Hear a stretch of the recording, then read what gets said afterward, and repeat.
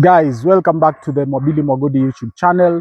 Leo, I want us to tackle the 1992 general election. So one of you may ask me, why are you doing this, Mobili? Kitu ambacho nataka kufanya is that at the end of these videos, sawa, by the time wewe uchukue kitambulisho chako cha kura, you get your voter registration done and you are preparing to vote in August 2027, I want you to have sufficient knowledge of how long it has taken for us as a Republic of Kenya kufika pahali ambapo tunasema kura yetu, our vote counts. Sawa? So 1992 election is the first election yenye imefanyika in Kenya through a secret ballot na yenye ilichagua the president direct. Mwananchi alipiga kura direct ya president. How did we get here? 1964 the president was elected in parliament. So wananchi hawakupiga kura, and then in 1969, in 1974, in 1979 after Jomo Kenyatta amefariki, 1983 and 1988, believe it or not, there was no election of the president because Jomo Kenyatta and then later on President Moi stood uncontested. Hakuwa na mpinzani. Yeah. So that is how far we have come as a country in less than 40 years. Imagine in 1988, kulikuwa hakuna mpinzani against President Moi. Like he stood and then people just said wewe ndio president. Sawa? And I believe this is what President Ruto wants in 2027. Hataki mpinzani. He wants to stand unopposed, uncontested. But we are here to tell him that mzee, it's impossible in Kenya today. So, the election of 92 is the first secret ballot election. Ikasimamiwa na brand new electoral body inaitwa Electoral Commission of Kenya. The chairperson at that time, I'm sure, is Zacchaeus Chesoni, ndo alisimamia kura ya 1992. If I may consult my notes, the reason why we had an election in 92 is because kwanzia hapo 1989, 1990, Kenyans had become tired of the one party rule ya Moi and they were demanding multipartyism. Wakapigana 1990 and 1991 is, I think, Moi repealed section 2A of the Katiba then, the old constitution, to basically now bring multi-party democracy in Kenya. So, how did that election fare? The truth of the matter is that the election was not free and fair entirely. So, there was some verifiability and some credibility, but freeness and fairness, no. Why? The first issue was there was large-scale intimidation of watu wa upinzani. Large-scale intimidation. Sawa. There was intense harassment of election officials. Sawa.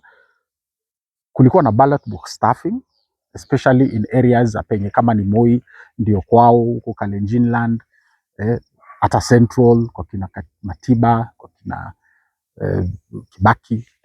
Sawa. And the worst was targeted ethnic violence in Rift Valley. Hiyo ndio iliharibu election ya 1992, whereby Wakalenjin walikuwa wana attack Wakikuyu wana attack Wakalenjin, Wajaluo wana attack Wakalenjin, Wakisii wana attack Wakalenjin, Wakalenjin wana attack Kisii, because you see Rift Valley is very big. So Kalenjins are neighbors with Luos, they are neighbors with Kikuyus, they are neighbors with Kisiis. So that was there. Ethnic violence haijaanza juzi, imeanza kitambo, and this is one of the things that we need to guard today against, because there's a very clear pattern ya President Ruto and his people trying to stoke ethnic tensions. Wanajaribu ukabila huku na kule, kidogo kidogo unasikia wameanza kusema sijui Wakikuyu wamefanya nini, and we are here to tell them that boss, this is 2026, ukabila tumeachia nani? Babu zetu 1992. So who stood against Moi? If you ask, there was one party called FORD, Forum for Restoration of Democracy.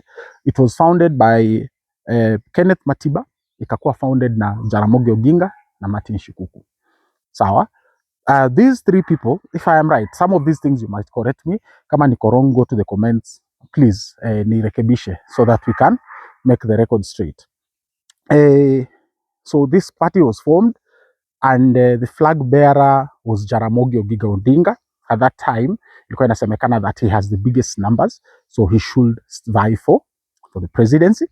And then Matiba fell ill, he went to London, and then he came back, I think, in October of 1991. This is the story, this is history, nimesoma history. So when he came back, that is when psychological operations sasa zilikuwa in high gear.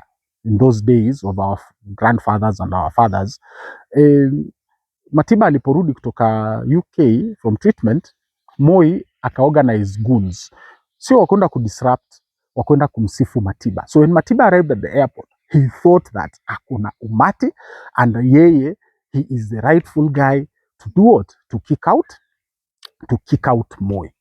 So he split up with Jaramogi. Jaramogi akabakia na kitu inaitwa Ford Kenya. He formed Ford Kenya ama Ford Ajip kwa wazee wale ambao wanakumbuka history. Alafu Matiba wakahama, they went to Mudithi in Westlands, Mudithi House, wakatengeza Ford Asili. Immediately after that, Kibaki had also registered himself as a candidate via the Democratic Party. Na ukumbuke Kibaki is a former KANU vice president pia. So Kibaki is running. So now we have Jaramogi Oginga, we have Kenneth Matiba, we have Mwai Kibaki. These were the three major candidates for 1992 election. Matokeo, the result of the election. Sawa, President Moi won the election, in quotes, with 1,962,000 votes. So 1.9 million votes. Matiba had 1.4 million. Kibaki had 1 million votes.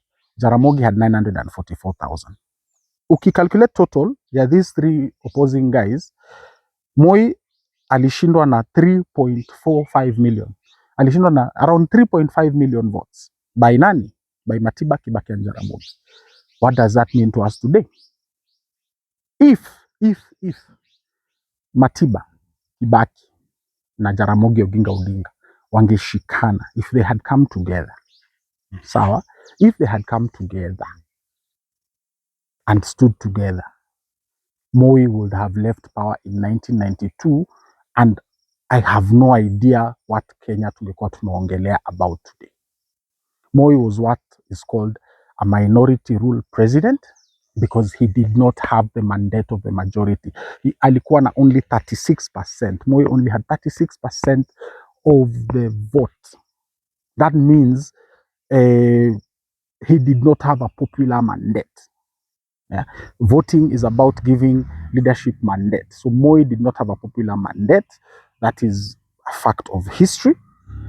And you can imagine he won despite the massive rigging yenye alifanya, the massive ethnic stalking of ethnic tensions around the country. Sawa, Moi alishinda. Today we have the united opposition. We have Matiang'i, we have Gachagua, Karua, Kalonzo Musyoka, Eugene Wamalwa, Natembeya. Very many people are basically jostling for space. And then now we have also Sifuna and his team of Akina Orengo and Babu Owino. What message do I have for these people? Whatever you do between now and August 2027, mkae mkijua ya kwamba the only way to defeat President Ruto is when Kenyans unite behind one candidate. Sorry, nimesahau Maraga. A lot of people will say I'm biased against Maraga because I said he's not exciting to me, but that's a story for another day. Maraga included there, and Boniface Mwangi too, my friend. So, they must unite. Yeah, Kenyans must unite. We must unite.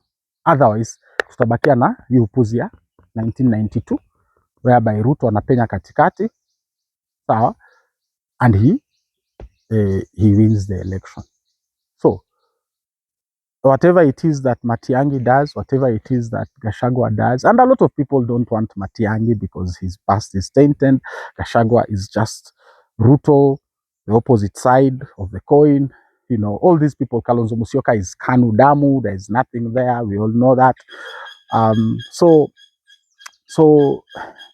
the time will come, the right time will come, the right candidate tutampata. For the time being, our job is to prepare, and this is part of the preparation, the education, the history, the learning. Yeah. So uniting as a people behind one candidate is what is going to save us as the Republic of Kenya in August 2027. I am here to tell all these people, all these candidates, all of them, hadi Ruben Kigame, sawa, nyinyi pigeni kelele, as long as we are against Ruto, as long as you are against Ruto. Watu wengine wanajiexpose kama akina nani, kina Gachagua. How do you invite that? Anyway, so this has been Mobili Mogodi. Thank you very much for joining and watching. Please comment, nisaidie kuweka the record straight ya history, and let us build towards August 2027. Register as a voter, prepare, jitayarishe hapa mentally. Thanks.